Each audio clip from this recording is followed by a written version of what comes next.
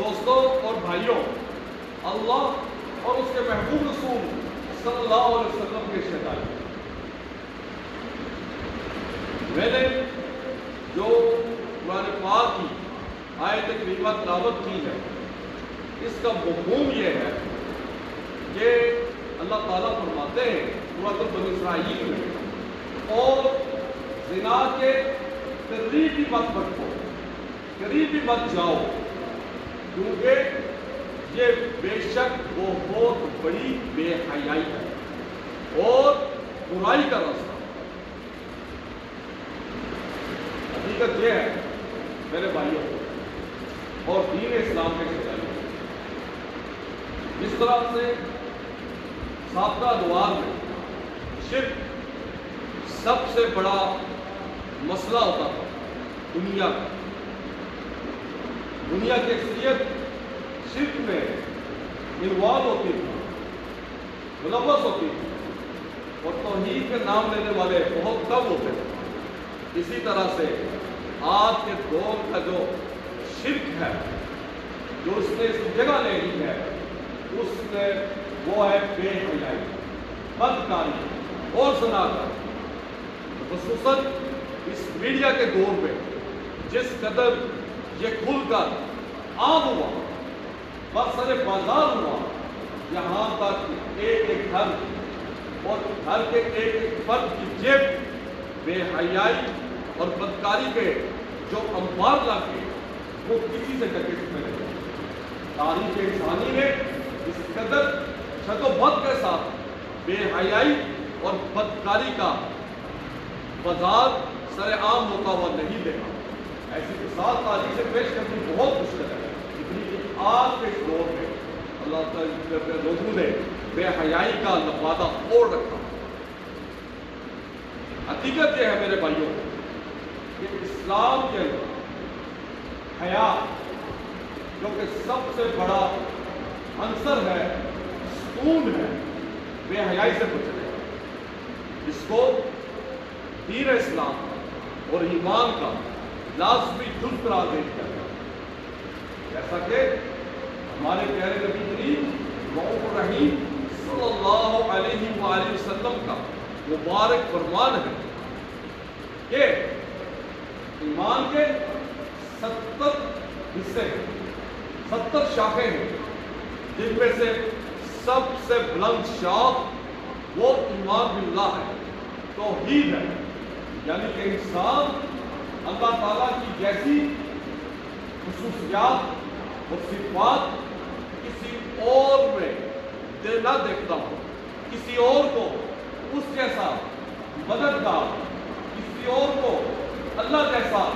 مشکل کشا، حاجت روا اور شفا دینے والا نہ سمجھتا ہو، تو یہ ایمان کی سب سے بڑی اور سب سے پہلی شان، اسے توحید کہا جاتا ہے۔ اور پھر حضور صلی اللہ علیہ وسلم نے ارشاد فرمایا کہ ایمان کا سب سے چھوٹا حصہ یا سب سے چھوٹی شان وہ یہ ہے کہ انسان راستے سے چلتے ہوئے راستے میں پائے جانے والے رکاوٹیں، کانٹے، پتھر وغیرہ ان کو ہٹا دے اور راستے کو صاف کر دے، تو یہ بھی ایمان میں سے، یہ بھی نیکی ہے۔ اور دلچسپ بات یہ ہے کہ حضور علیہ السلام نے شب معراج کے موقع پر ایک شخص کو دیکھا جو کہ جنت بہت بھٹک بھٹک کر ٹہل رہا ہے، چل رہا ہے۔ نبی کریم صلی اللہ علیہ وسلم نے سیدنا جبرائیل علیہ السلام سے پوچھا، اے جبرائیل، یہ کون سا شخص ہے جو جنت میں اس قدر بھٹک بھٹک کر چل رہا ہے؟ تو جواب میں ارشاد ہوا، حضرت جبرائیل علیہ السلام نے کہا، یا رسول اللہ صلی اللہ علیہ وآلہ وسلم، یہ وہ شخص ہے کہ جب چلتا تھا راستے سے تو راستے میں پائے جانے والی رکاوٹوں کو، پتھروں کو، کانٹوں کو ہٹا کر راستے کو صاف کر دیا کرتا تھا۔ اللہ تعالیٰ کو اس میں عمل اتنا محبوب ہوا کہ اس کو جنت میں ایسے بہترین جگہ عطا فرمائی جو راستے میں جنت کے بھٹک بھٹک کر چلتا ہے۔ الحمدللہ۔ تو یہ آپ صلی اللہ علیہ وسلم نے فرمایا ایمان کے سب سے چھوٹی شان لیکن اس کا بھی دیکھیں کتنا بڑا ریوارڈ ہے، کتنا بڑا بدلہ ہے۔ پھر ہمارے پیارے نبی کریم صلی اللہ علیہ وسلم نے ارشاد فرمایا اور حیا ایمان میں سے، پوری حدیث بیان کرنے کے بعد اینڈ میں کیا ارشاد فرمایا؟ حیا ایمان میں سے ہے۔ حیا ہوگی ایمان ہوگا، ایمان ہوگا تو حیا بھی ہوگی۔ یہ نہیں ہو سکتا ایمان ہو حیا نہ ہو، یا حیا ہو تو ایمان نہ ہو۔ یہ دونوں چیزیں آپس میں لازم ہوگی۔ میرے بھائیوں، حیا جو ہے یہ اللہ تعالیٰ کو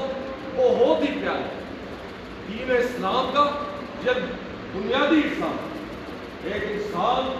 جب حیا کا لبادہ پاکیزگی کا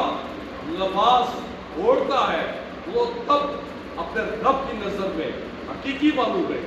پاک لباس ہوتا ہے، پاک پوشاک ہوتا ہے۔ یعنی کہ جس نے حیا اپنے دل میں، اپنے شعور میں رکھی ہوگی وہی اللہ کی نظر میں پاک پوشاک ہے اور پاک لباس ہے۔ اور جس کے دل میں حیا نہیں، وہ چاہے 70 کپڑے بھی اپنے جسم پر اوڑھتا ہو، اللہ کی نظر میں وہ بالکل پوریا ہے، ننگا ہے۔ ان کے کپڑوں سے اپنے جسم کو ڈھانپنے کا کوئی فائدہ نہیں کہ اس کا دل بے حیائی اور بے شرمی سے لبریز ہے۔ میرے بھائیوں، حیا انسان کو انسانیت کے باب کمال اور باب عروج تک پہنچاتی ہے، اور حقیقت میں حیا ہی انسان کی اصل زندگی ہے، اور بے حیا انسان زندگی کی اصل تعریف سے بالکل محروم رہتا ہے۔ بے حیا انسان کیا کرتا ہے؟ وہ انسانیت کے درجے سے گر کر حیوانیت کے درجے پر جا پہنچتا ہے۔ چنانچہ ایک بے حیا انسان میں اور ایک جانور میں کوئی فرق نہیں ہوتا۔ آپ جانتے ہیں، تجربہ ہے کہ جانوروں کے اندر اپنی ماں کی، بہن کی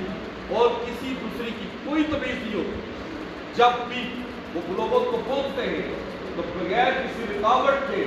ہر طرح کی روک ٹوک کے بغیر اپنی نفسانی خواہش پر عمل کر جاتے ہیں۔ اور یہی رویہ اگر انسانوں کا بھی ہو جائے تو آپ خود ہی انصاف فرمائیے کہ اس انسان میں اور اس جانور میں کیا فرق رہ جاتا ہے۔ اس لیے بے حیا انسان اور جانور ایک ہی کیٹیگری کے لوگ۔ اللہ تعالیٰ نے اسی میں فرمایا ہے کہ حیا سے انسان کو اللہ تعالیٰ عزت عطا فرماتا ہے اور باب کمال تک پہنچاتا ہے، اور بے حیا انسان دنیا کی ہر نعمت اور بالخصوص اللہ کی نظر میں جو ناکامی ہے، آخرت، قبر کی اور قیامت کی، اس میں انتہا درجے کی ضلالت اور رسوائی اور عذاب کا مستحق قرار پاتا ہے۔ بے حیا انسان دراصل بدنصیب ہوگا، اور بے حیا انسان انتہا درجے کا بانصیب اور خوش نصیب ہوتا ہے۔ میرے بھائیوں، ایک اور پہلو آپ اپنے ذہن میں بٹھا لیجیے کہ حیاداری سے اور ایمانداری سے یہ نہیں ہوتا کہ انسان کی صرف آخرت اور عاقبت ہی سمجھتی ہے، بلکہ حیادار انسان کو اللہ تعالیٰ ایسے ایسے موقع فراہم کرتا ہے کہ اس کی دنیا کی زندگی بہترین ہو جاتی ہے۔ الحمدللہ آخرت تو ہوتی ہے، لیکن دنیا کی زندگی بھی اس کی بہترین ہو جاتی ہے۔ ایک واقعہ سنا کر میں اپنی بات کو ختم کرتا ہوں کہ آج سے تقریباً 100 سال پہلے کی بات، ایک سچا واقعہ کہ متحدہ ہندوستان کا جو دارالخلافہ تھا دہلی، وہاں پہ ہندو مسلم فسادات ہو رہے، تو دہلی شہر سے باہر بالکل قریب ایک مسجد تھی۔ رات کے ٹائم جبکہ تمام نمازی جا چکے تھے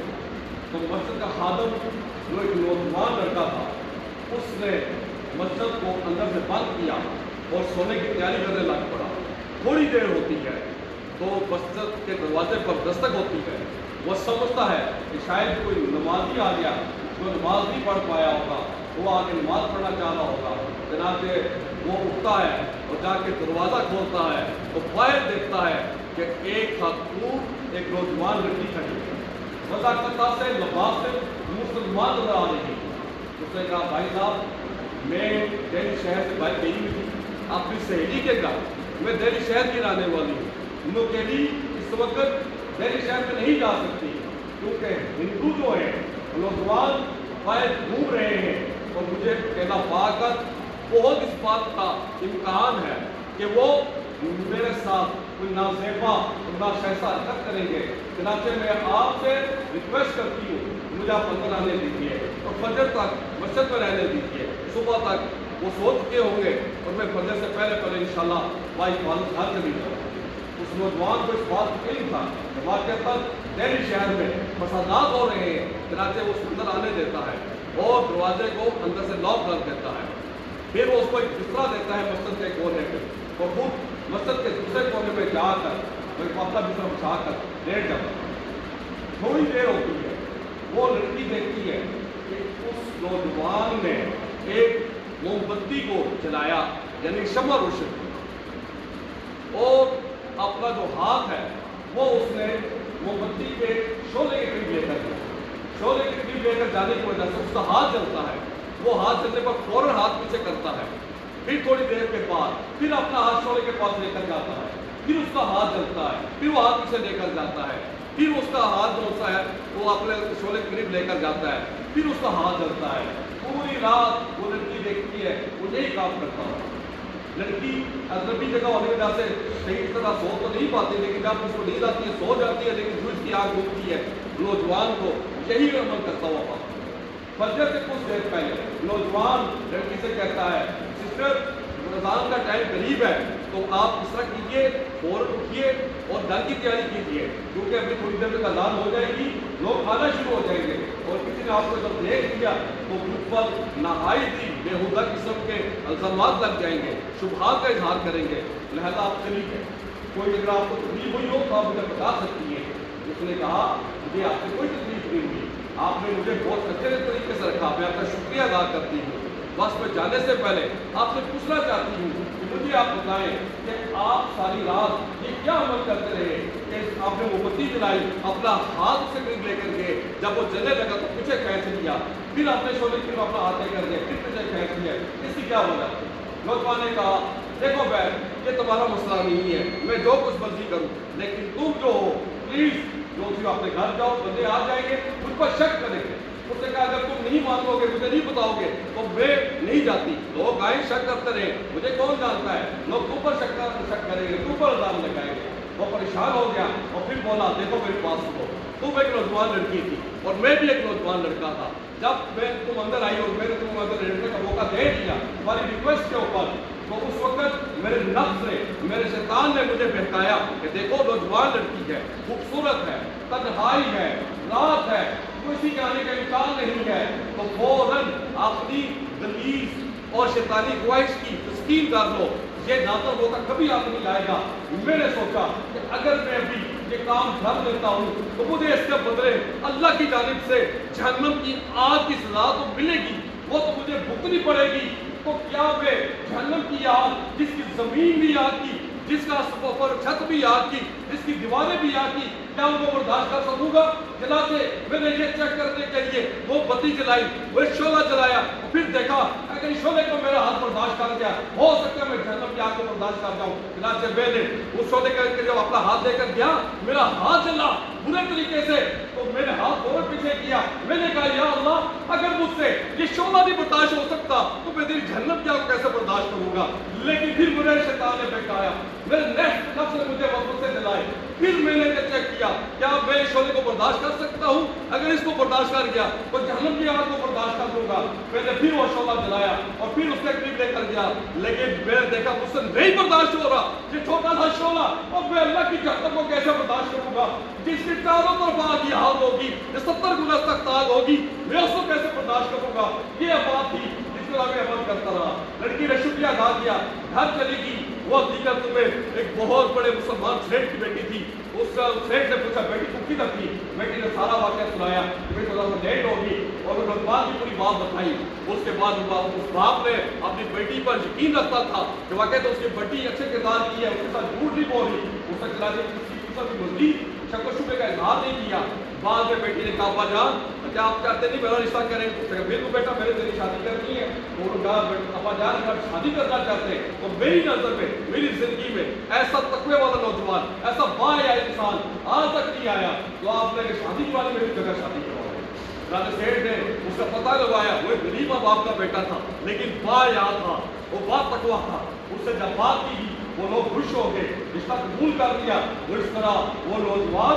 बाहया नौजवान, तकवे वाला नौजवान, तज़किया वाला नौजवान अपनी पाकीज़ा किरदार की वजह से शहर के सबसे बड़े रईस और सबसे बड़े सेठ का दामाद बन गया। उसके वालिद हालात भी खुशहाली का बदल गए और खुशहाल और आसूदा जिंदगी उसने बढ़ते दम तक गुजारी और बहुत बड़ा आलम बना। मेरे भाइयों कहने का मकसद ये है कि हयादारी, ईमानदारी ना सिर्फ आखिरत में इंसान को संवारती है बल्कि दुनिया में उसको संवार सकती है। अल्लाह ताला हम सबको हया वाली जिंदगी अता फरमाए और तकवा वाली